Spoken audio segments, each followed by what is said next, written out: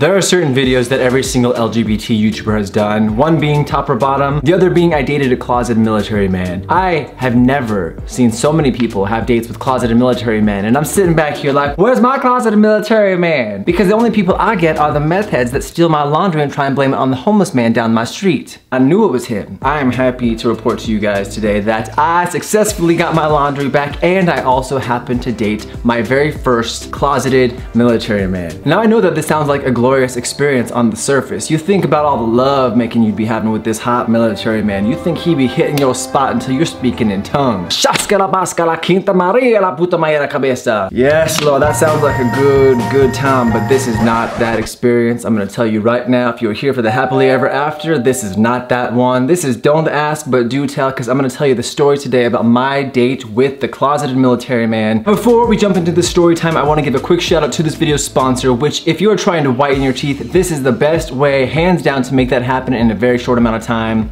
White with Style. White with Style I used a couple of years ago for the first time. I reviewed their products because they said they could whiten your teeth up to 7 shades whiter in one treatment. I tried it, I was shook because my teeth were sparkling white. I tried it with my friend Aaron, he did it himself and his teeth were insanely white. You make your customizable trays by putting them in boiling water and then molding them to your mouth. You then put the whitening gel into the trays very carefully. Don't do too much because it can cause gum irritation. And then once you put it in your mouth, you put the LED light in your mouth for 30 minutes. Leave it there, and then after that, your teeth will be insanely white. White with Style is one of my longest lasting sponsors because it really does work. So if you guys wanna get White with Style for yourselves, go down to the link below, use Travis28 to get it for $28. It's normally like $220 or something crazy like that. So use my discount code, get it for 28 bucks, whiten your teeth, and now let's get into my story.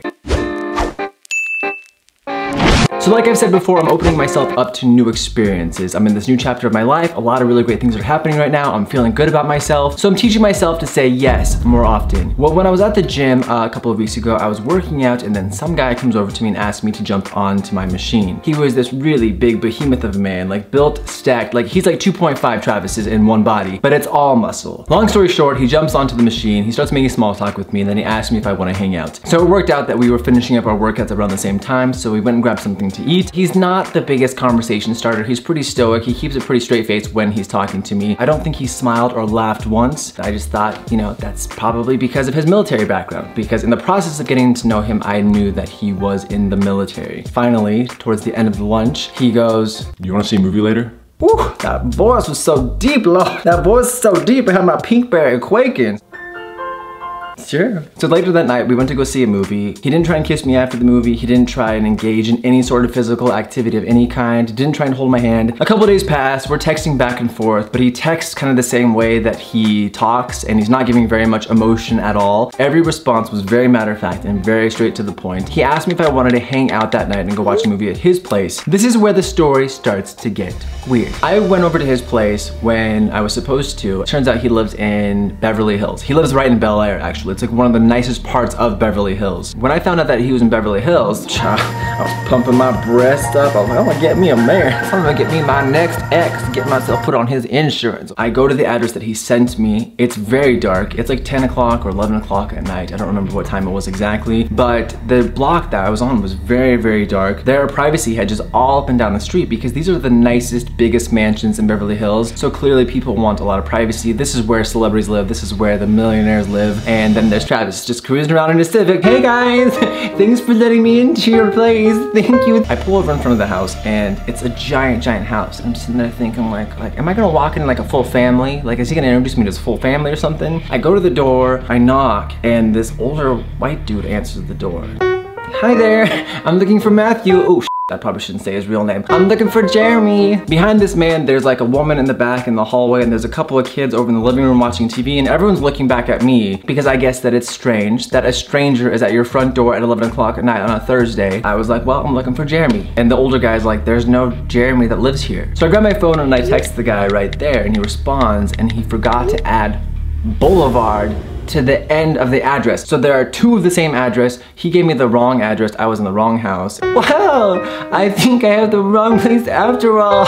Okay, have a lovely evening, love the foyer. So I leave and I start driving to this guy's place, and he texts me and he says that I need to hurry because his dad's coming to his house shortly. I guess that his dad was going to stop by for a moment and drop something off because his birthday was the week before, but he wanted me to be in his room away from the dad because he didn't want me to meet his dad yet. I thought that that was kind of strange, but also kind of understandable as well because we had just met, so why would I be meeting his whole family? I tried to get there as quickly as I could. His address was about 10 minutes or 15 minutes away from where I was originally, the wrong house. Again, I'm driving through the neighborhood. It's Bel Air. It's the nicest houses you've ever seen. I'm sitting there like, oh my God, I'm gonna be so rich after this. I can't believe I just found my husband. I'm driving down the street. I look up and I see this mansion. It is massive.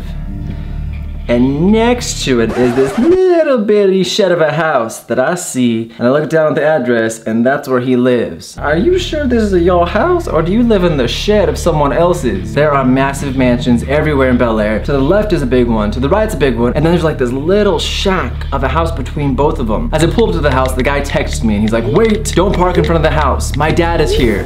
So I guess the dad got there before I had a chance to get there. So I was like, okay, so I pull up a couple houses up because again, I do think it might be a little strange to meet his father. I stay there for a few minutes and suddenly, bam, bam, bam, he knocks on my window. Now his energy is very different than it's ever been before. He's nervous, he jumps in the car and he's like, drive, drive, drive, drive, drive. Oh my God, where are we going? Where are we going? So we start driving and the guy tells me that his dad's there and he's panicking about it and he's really frustrated about it because the dad wasn't supposed to be staying there, but the dad's chilling there for a little bit longer and he's not out of the closet.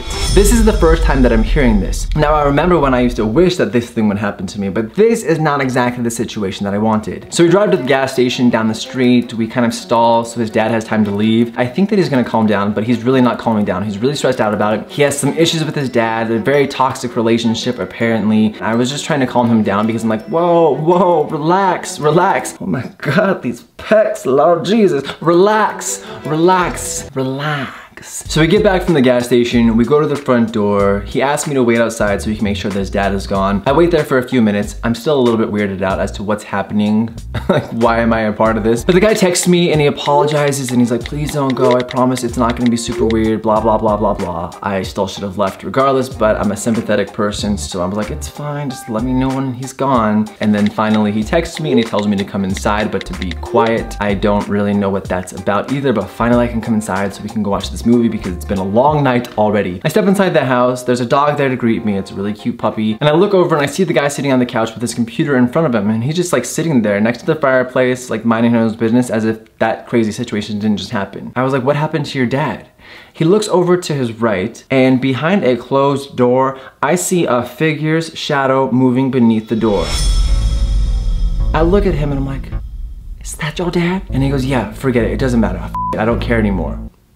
What you mean you don't care? The guy's like, I don't care, I don't give a shit anymore, just sit down and like relax. So I sit down in the chair and he's just continuing to work on his computer. I'm panicking because the dad's like right over there. I'm like, why is this person not panicking? And I look at him, I'm like, what are you doing? Because he's on his computer like he's doing some business emails at 11 o'clock on a Thursday night, and he turns the computer around and there are two men pounding it out on screen. This man is watching porn while his dad is just a few feet away. I'm like, why are you watching porn? What are you doing? I don't know why he's lost a sense of urgency in this situation. He seems more and more out of it as the night progresses. And I'm like, we can't wait here. We can't sit here. He's right there. He's like, it's fine. I don't care about it. I don't give a f. Well, I care. I don't want to be caught up in this. And he goes, well, go to my bedroom then if you want. Fine. So I get up and I walk towards the direction he pointed, and there's the bedroom right next to where the dad's bedroom was. I walk right past the bedroom, my feet creak with every step, and I go into his room, shut the door. And then suddenly the guy comes in behind me, he has the computer in his hand, and he's like, that was such a good idea.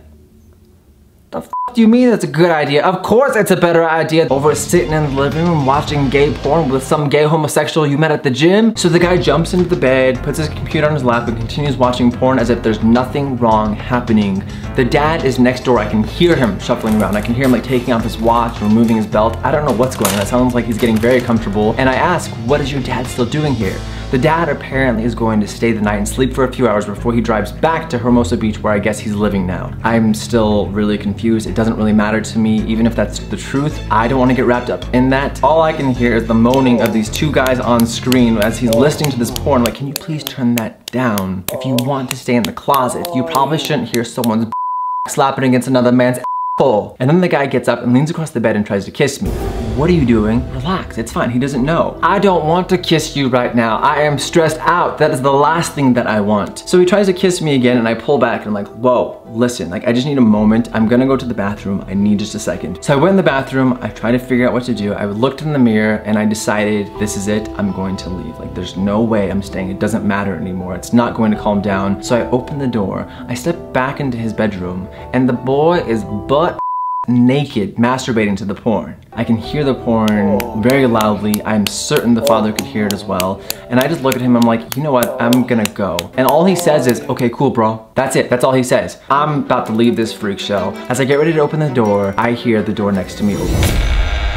The dad steps out of the bedroom. So now I'm stuck in this room with masturbating Marty and the father is out walking around the living room area. I think I can hear him walk into the kitchen. Clearly, staying up to this point was not the best decision, so I decided to open the door and take my chances on leaving. So I open it just enough to see where the dad is, and fortunately at the end of the hallway, I can see a mirror that's reflecting into the kitchen. The dad is in the kitchen and he's washing some dishes in the sink. If I walk out directly from this bedroom door, down the hallway, the front door to the house is right there. So I slowly step out, I close the door behind me. The guy doesn't even notice that I'm leaving, so again, I really don't know what's going on there. I close the door behind me and I slowly step towards the hallway. Now, these are some creaky ass floors, so every step that I take creaks louder than you've ever heard any creak before in my life. What floors are these? Is there any foundation? But what more could I expect from the shed of a Beverly Hills house? So I creak down the hallway and I'm right there at the entrance to the living room where the front door is probably just like 15 feet away. When I'm standing there, suddenly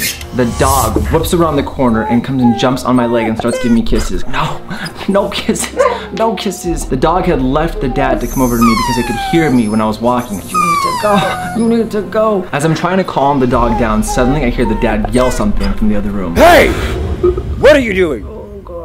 So stressed out. I remember my heart just stopping. I can just think that the dad is seeing me through the mirror or something. I look up and his back is still facing me, but the dog jumps off and runs back over to him. So I'm guessing the dad called the dog's name, but I did not hear what the dad said. I was not focusing on that. All I heard was him yell something, and I just know that this is my chance. This is it. I need to get out of this house. So I just walk very swiftly through the living room, right past him, and I open the door, and I slip out the front. I don't even close the door behind me. I run down the driveway, I run to my car, and I go home. I finally get home that night and I get a text message from the guy that says, tonight was for the books. And I said, no, tonight's for the block. And I blocked his and I will never speak to this man ever again. Anyway, that is the story of my date with the closeted military man. It is not quite the fantasy that I was aiming for, but it is in fact what happened.